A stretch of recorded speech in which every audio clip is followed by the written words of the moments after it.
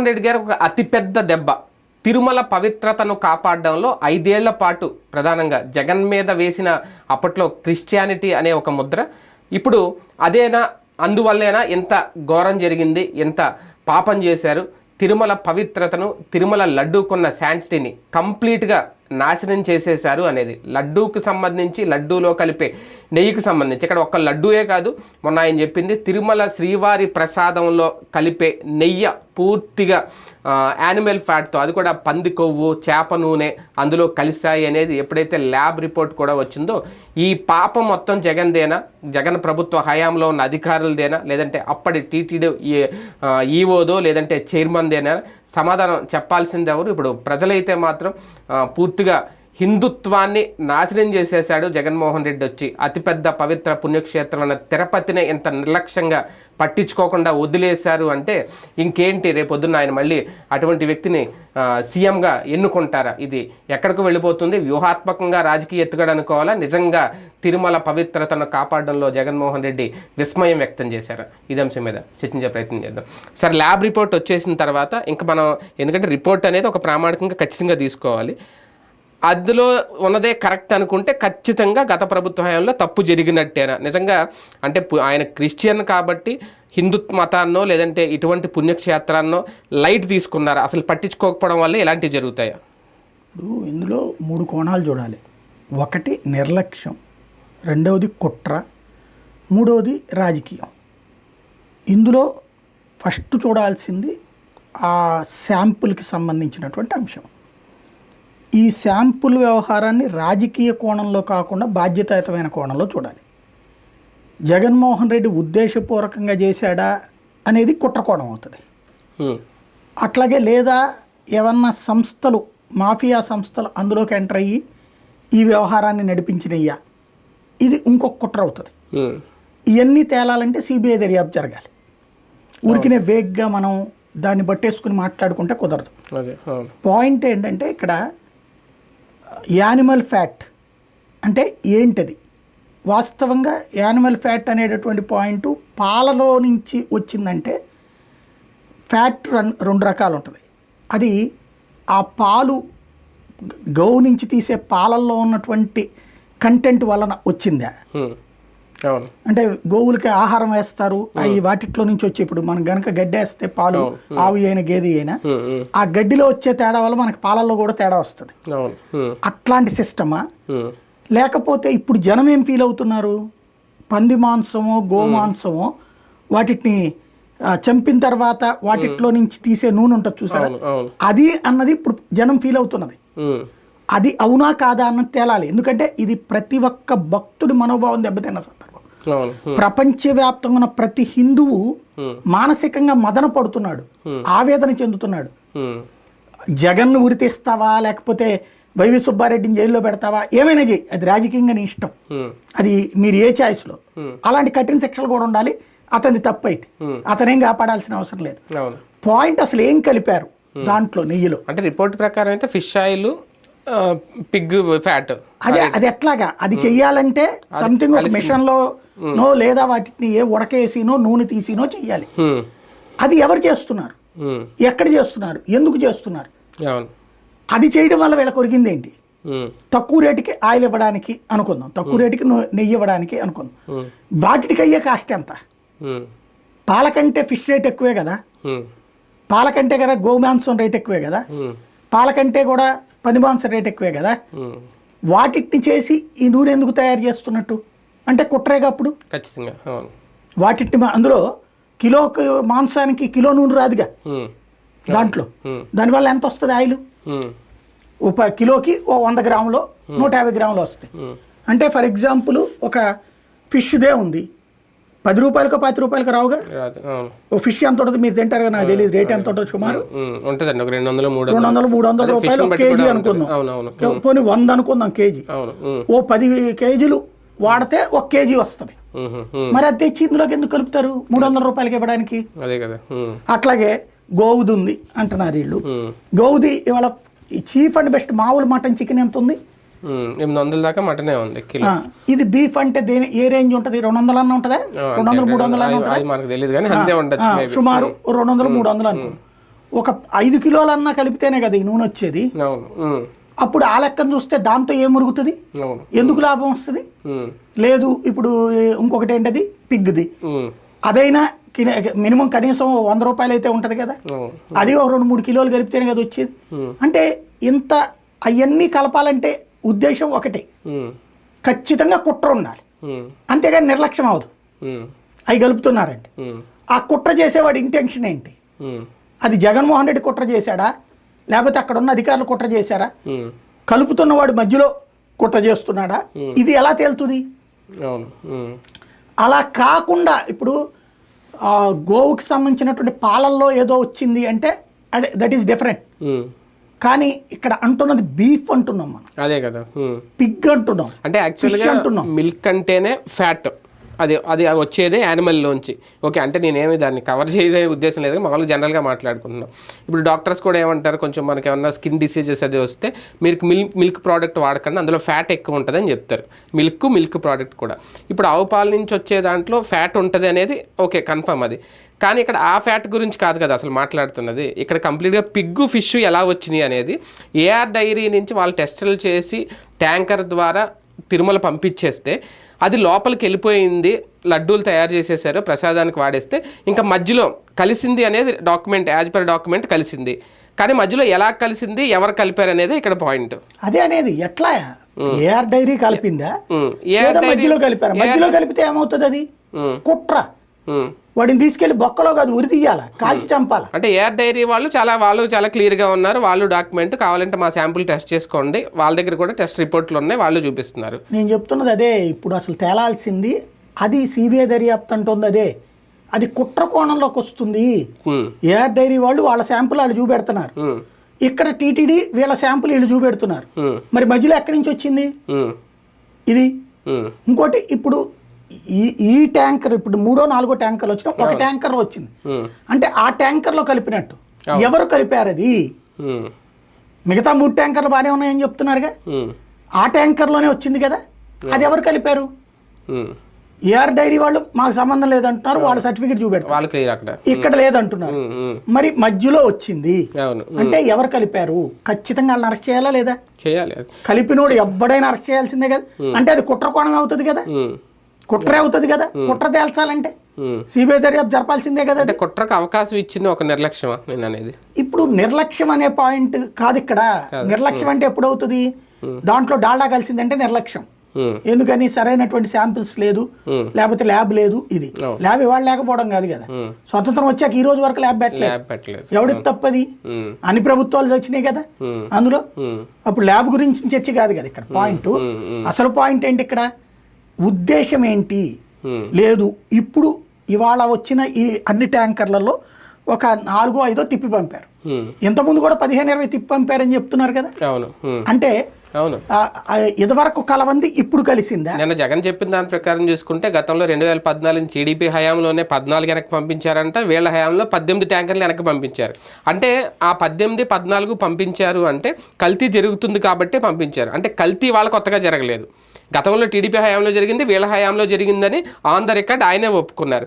కానీ అలా జరుగుతున్నా కల్తీ జరగకుండా మళ్ళీ చర్యలు తీసుకోవడంలో ఇద్దరు వైఫల్యం చెందారు. నేను అడిగేది కుట్ర వేరు. కల్తీ అంటే డాల్డా కలపడం, మావుల నూనె కలపడం, దాన్ని కల్తీ అంటాం. అది సహజంగా ఎందుకంటే అంత పెద్ద వాటిట్లో వచ్చేటప్పుడు వీళ్ళు టెస్ట్ చేసినప్పుడు తెలిసినప్పుడు వెనక్కి పంపిస్తున్నారు. అది కుట్ర ఉన్నది అందులో. అదేమి హిందుత్వం మీద దాడి కాదు, అది నిర్లక్ష్యం. అవతల ఉన్నటువంటి వాడు వ్యాపారస్తుడు స్వార్థం. ఆ స్వార్థాలు ఎవడేం చేయలేడు. దాన్ని పట్టుకోవాలా, వెనక్కి పంపించాలా, వాళ్ళకి క్యాన్సిల్ చేయాలా, బ్లాక్ లిస్ట్ పెట్టాలి. ఇది సహజసిద్ధమైన వ్యాపార పని. ఇప్పుడు చిల్లర కొట్టు అతని దగ్గర మనం బియ్యం కొంటాం, అందులో వేరే రకం కలిసిందంటే అతను పెట్టండొచ్చు, లేదా అతనికి అమ్మినోడు పెట్టి ఉండొచ్చు. మనం రెండోసారి కొనడం మానేస్తాం. అంటే కానీ నాణ్యత తగ్గిపోతుంది కదా. అప్పుడు నేననే నాణ్యత తగ్గడం వేరు, ఈ కలవడం వేరు. దాన్ని దీన్ని అసలు ఒకటి చేయొద్దు. వీళ్ళు టెస్ట్ చేసేది ఫస్ట్ పాయింట్, వీళ్ళు టెస్ట్ చేసేది ఓన్లీ క్వాలిటీ టెస్ట్ చేస్తారా? ఆ ట్యాంకర్ వచ్చినప్పుడు లడ్డూలోకి వెళ్ళేటప్పుడు మధ్యలో ఓన్లీ క్వాలిటీ టెస్ట్ చేస్తారా? ఇప్పుడు చేసిన టెస్ట్ అది రెండు డిఫరెన్స్. ఇక్కడ తేలాల్సింది అది వాళ్ళు చెప్పాల్సింది. ప్రతిసారి అందులో ఏమేమి ఉంటాయో తెలుస్తారా? అదే అంటున్నాను. ఇప్పుడే తేల్చారా? అంటే ఇంతకుముందు 18-14 ట్యాంకర్లు వెనక్కి పంపించారంటే అవి క్వాలిటీ తగ్గిందని, క్వాలిటీ తగ్గిందని అదే అంటున్నాను. ఇప్పుడు ఇది మాత్రం గుజరాత్కి పంపించిన దాంట్లో ఇది దానికి దీనికి చాలా తేడా ఉంది. అదే అంటున్నాను క్లారిటీ. అంటే ఇప్పుడు ఇది ఎందుకు అడిగారు అన్నది తెలియదు. ఏమంటున్నారు 350 రూపాయలకి దొరుకుతుంది కాబట్టి అని. ఇవాళ కాదు కదా అది, ఇంతకు ముందు కూడా తక్కువకే వచ్చాయి కదా. ఇప్పుడు తక్కువకి వచ్చినాయి కాబట్టి ఎంక్వైరీ చేశారు, గుడ్, బాగుంది. కానీ అక్కడ ఈవో గారు వనస్పతి అందులో కలిసిందని ముందు అన్నారు. తర్వాత వచ్చేటప్పటికి ఇప్పుడు రిపోర్ట్ ఎవరు చెప్పాలా, ఈవో చెప్పాలా. కానీ తెలుగుదేశం అధికార ప్రతినిధి వచ్చి మాట్లాడారు, ముందు చెప్పారు, తర్వాత ఈవో కూడా చెప్పారు. అదే తర్వాత మళ్ళీ ఈవో తర్వాత నిన్న మధ్యాహ్నం. ఇక్కడ ఇంకొకటి ఏంటి, ఒక అపవిత్రం అంటాం ఇట్లాంటివి జరిగితే.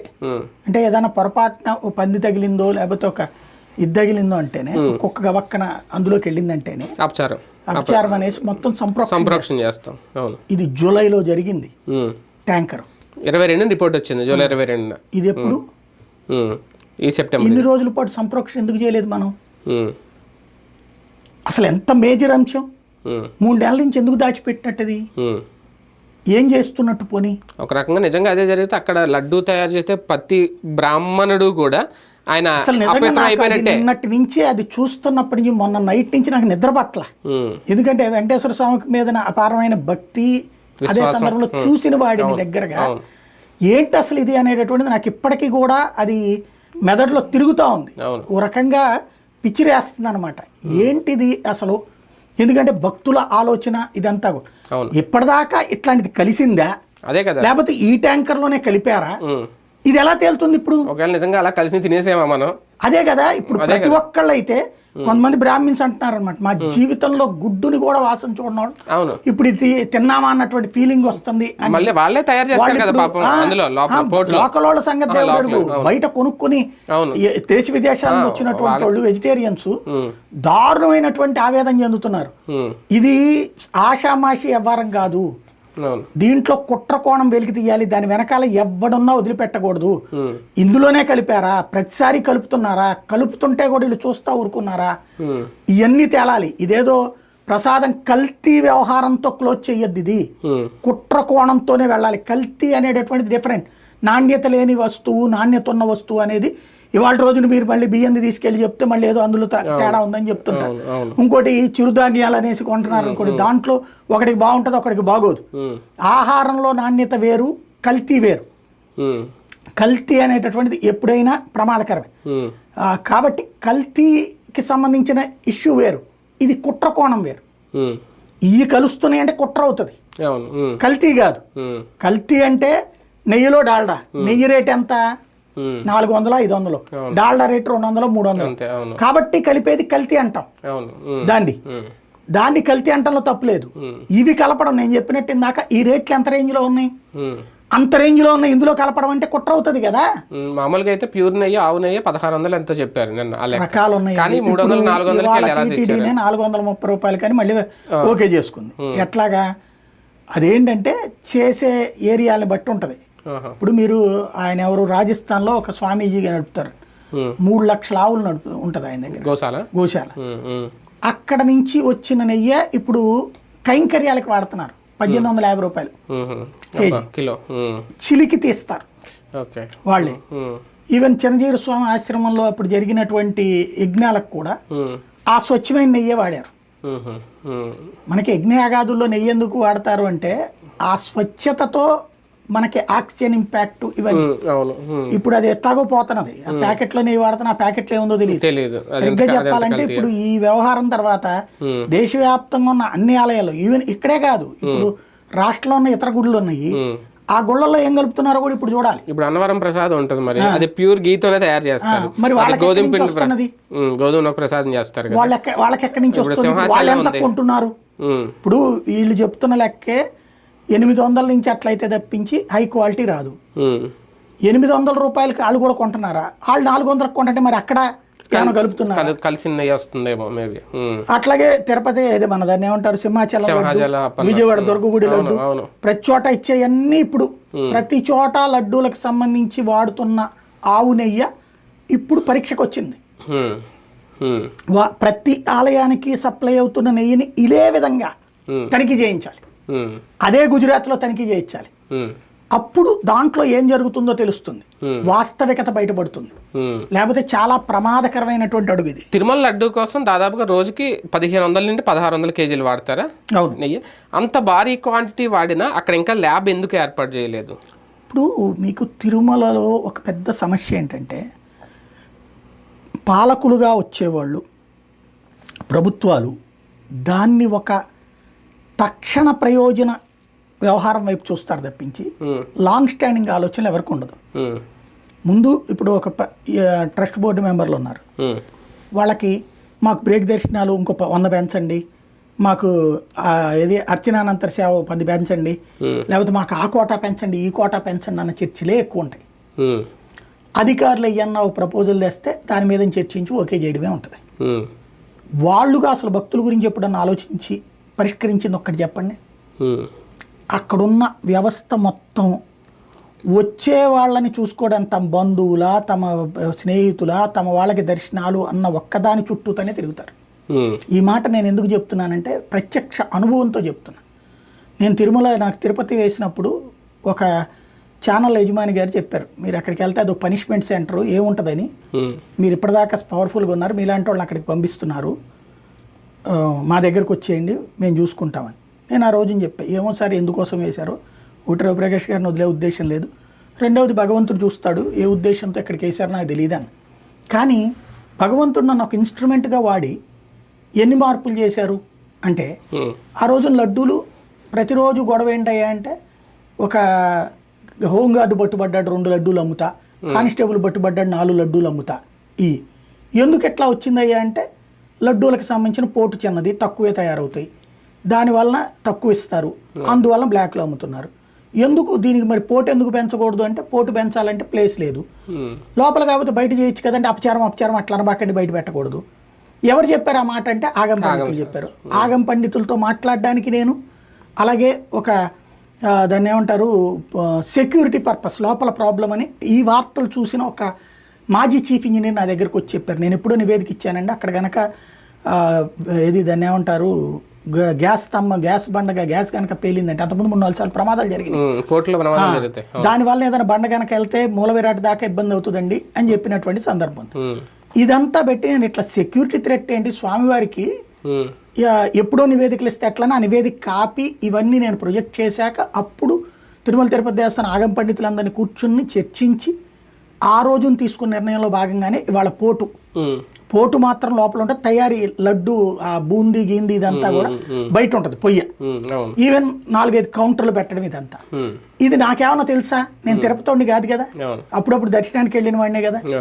ఇదంతా నాకు భగవంతుడు నాలో కలిగించినటువంటి ఒక ఫీల్.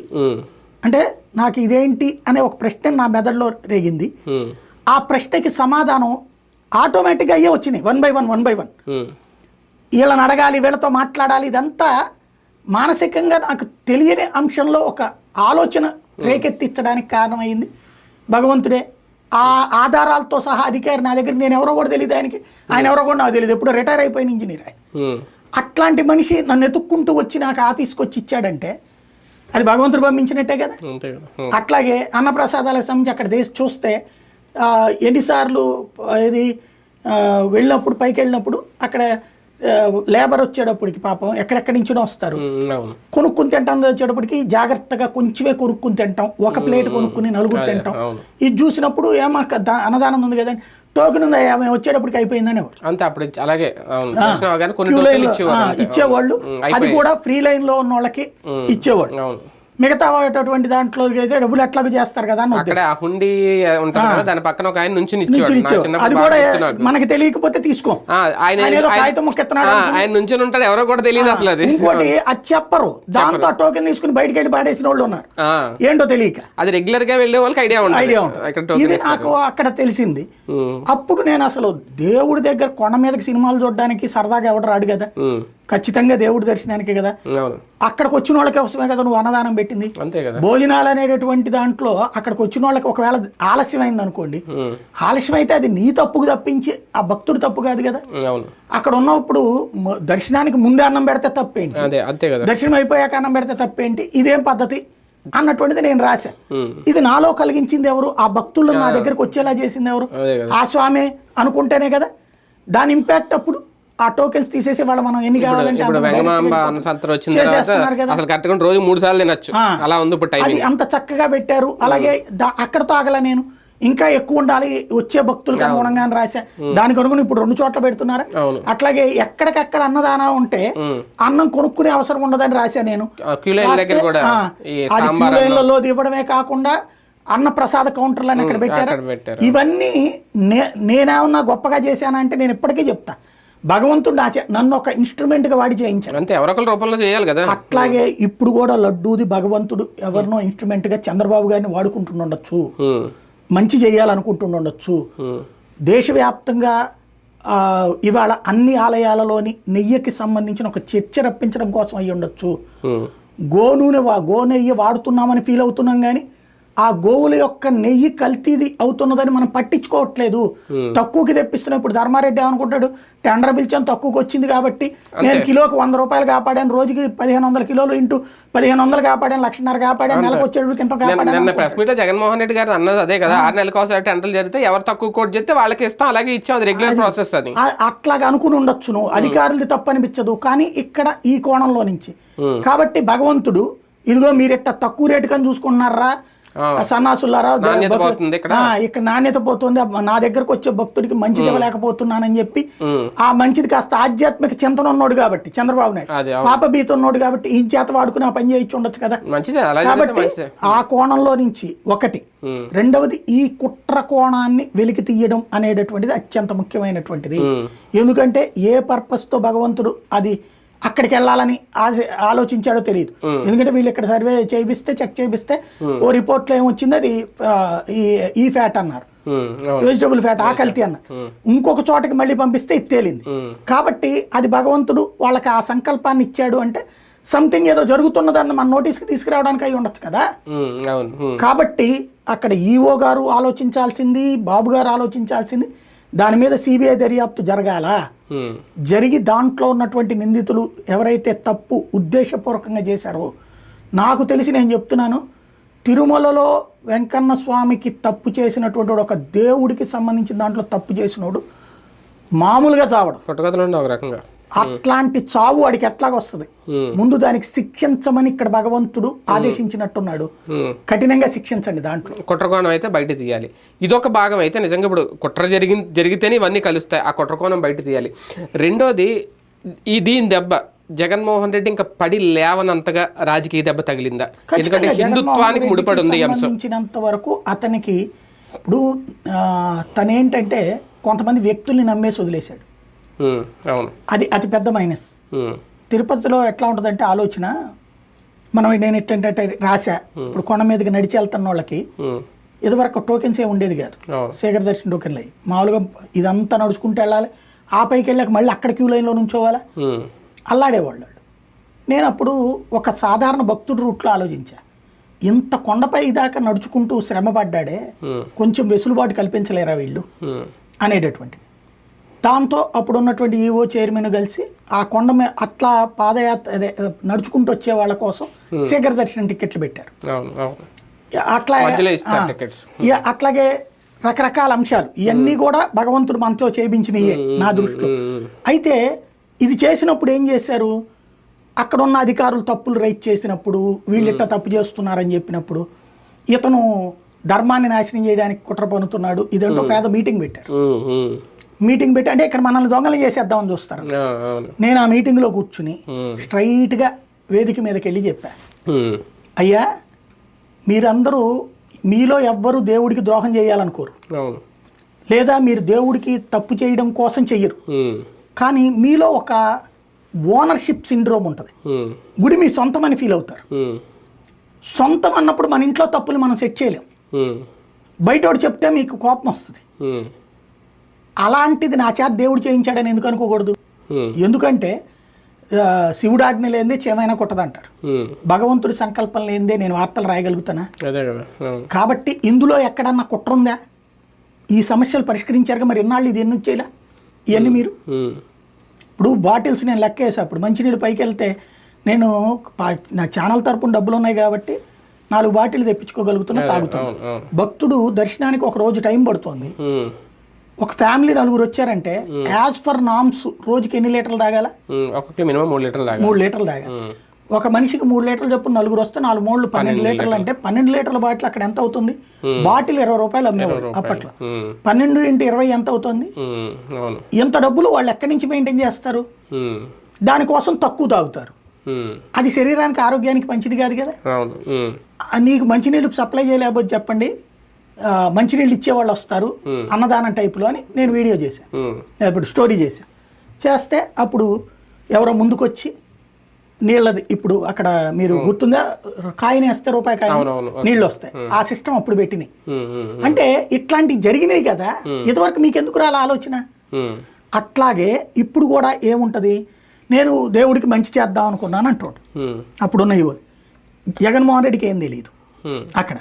తనకేంటి, ధర్మారెడ్డి చాలా గొప్ప వ్యక్తి, నిజాయితీపరుడైనటువంటి వ్యక్తి కాబట్టి అక్కడ అంతా మంచి చేస్తున్నాడు. వచ్చి ఇప్పుడు ధర్మారెడ్డి కూడా ఇదే మొక్క చెప్పుంటాడు, నేను 100 రూపాయలు లడ్డు కేజీ తగ్గించానండి నూనె నెయ్యి అని చెప్పి మిగిలింది. మిగిలిపోయిన డబ్బులు అని అనుకుంటారు. కానీ అదే భక్తుడు రూట్లో ఆలోచిస్తే రూపాయి పోయినా మంచి క్వాలిటీ ఉండాలి. కానీ యాజ్ ఫర్ రూల్స్ ప్రకారం చూస్తే ఇప్పుడు ఇదే పని కనుక జగన్ టైంలో 900 రూపాయలకు 1000 రూపాయలకు నెయ్యి కొన్నాడు అనుకోండి, ఏమనే వాళ్ళు, జగన్మోహన్ రెడ్డి దేవుడి పేరుతో తినేశారు టీటీడీలో, 400-500 రూపాయలకు వస్తుంటే టెండర్ పిలవకుండా అంటారు. సహజంగా అంటారు కదా ఎవరైనా సరే. అట్లా కాదు అని చెప్పి ఎవరితో చెప్పించినా ఎన్ని సొల్లే, దేవుడి పేరుతో తినేస్తున్నారు రే అంటారు సహజంగా. ఇవి సెంటిమెంటల్ సెన్సిటివ్ ఇష్యూస్ కాబట్టి జాగ్రత్తగా. ఇప్పుడు ఇందులో జగన్మోహన్ రెడ్డికి అయితే రాజకీయంగా చావు దెబ్బ. ఒకటేంటంటే తను ఉద్దేశపూర్వకంగా చేసినా చేయకపోయినా, తను క్రిస్టియన్ కావడం ఒక మైనస్, తన హయాంలో జరిగినటువంటి గుడికి సంబంధించినటువంటి అంశాలు, విగ్రహాల ధ్వంసమా లేకపోతే రథదగ్ధమా, తర్వాత తన స్వామివారికి సంబంధించిన విగ్రహం పీక కోసినటువంటి ఇవన్నీ జరిగినటువంటి సందర్భంలో నోటి తోలతో మాట్లాడినటువంటి కొడాలి నాని భారీగా దెబ్బ తగిలింది. ఇప్పటికీ ఈ విషయంలో ఇవాళ ఎవరు తప్పు చేశారో అది జగన్మోహన్ రెడ్డి తప్పు చేస్తే జగన్మోహన్ రెడ్డికి శాశ్వతంగా దెబ్బతింటాడు, లేకపోతే ఇంకొకళ్ళు తప్పు చేస్తే ఇంకొకళ్ళు దెబ్బతింటారు ఖచ్చితంగా. ఇందులో జగన్కి అయితే మాత్రం భారీ దెబ్బ. ఎవడు తప్పు చేశాడో అది అధికారా, ఆ కాంట్రాక్టరా, లేదా మధ్యలో ఎవరు చేశారా, ఇవన్నీ తేల్చి శిక్షించడం అనేటటువంటిది బాధ్యత. అవును, రైట్. చూద్దాం. నిజంగా ఈ అంశం అయితే జీర్ణించుకోలేకపోతున్నాం చాలా వరకు. కాకపోతే రాజకీయంగా చూసుకుంటే జగన్మోహన్ రెడ్డి గారు ఎంతవరకు దీని మీద రెస్పాన్సిబిలిటీ తీసుకుని ముందుకు వెళ్ళి పోరాటం చేసి అయినా సరే కుట్ర ఎవరు చేశారు, ఎవరి వల్ల జరిగింది అనే దానికి కనుక వెలికి తీయగలిగితే హిందుత్వ మనోభావాలు అయితే ఇప్పటికే దెబ్బతీసిన ఘటన ఇది. కొంతవరకు ఊరట లభించినట్టు అవుతుంది. ఆయన లేదు ఇలాగే ఉండి నాకేం తెలియదు, నేనేం చేయలేదు, నేను చేసిందంతా కరెక్టే అని అనుకుంటే రాజకీయంగా ఈ తిరుమల ఇష్యూ కాదు, గతంలో కూడా హిందుత్వానికి సంబంధించిన ఇష్యూలు ఆయన దెబ్బతిన్నారు కాబట్టి మరొక దెబ్బ తినడానికి ఇంకా సిద్ధంగా ఉండాల్సిందేనా చూద్దాం.